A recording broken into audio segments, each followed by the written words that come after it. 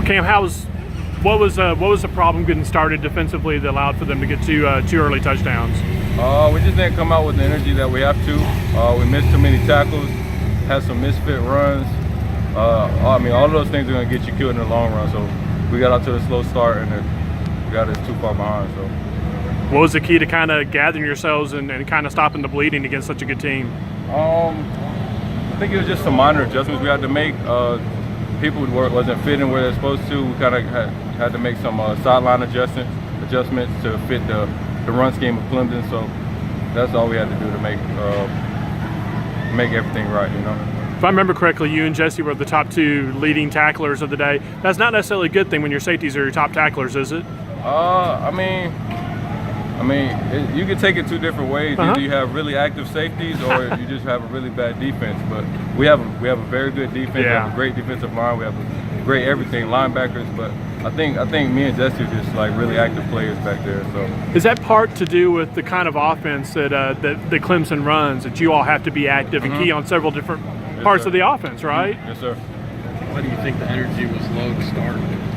I don't know. We just didn't have that same spark.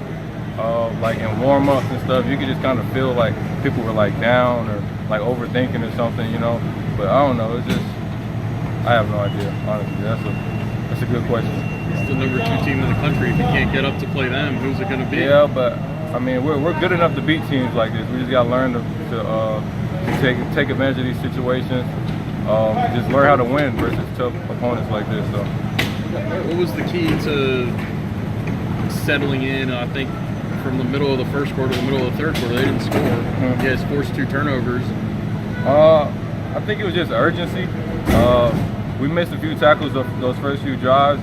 People start beating themselves up about it and like doing what they're supposed to do, making those tackles and stuff. So I think that's the main thing, just fitting the run and making the tackles that we need to make. You need to figure out a way to transfer that to the whole game and start with that urgency and that kind of thing. Yes, sir.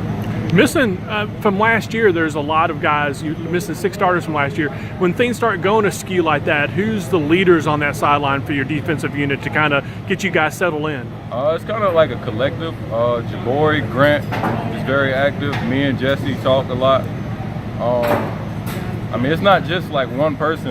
So, that's a good thing. I feel like last year it was more of a one-person deal.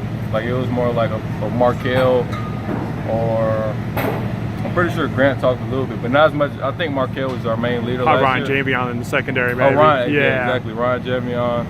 But I feel like it's more of a collective group of leaders now on the defense. So why we come at a good time with a few guys. Yeah, right in the middle. That's where we need it. So maybe get a few guys healthy. Yes, and sir.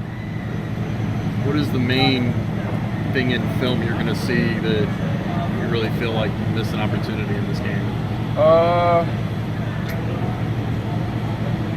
I want to say secondary-wise, just eyes.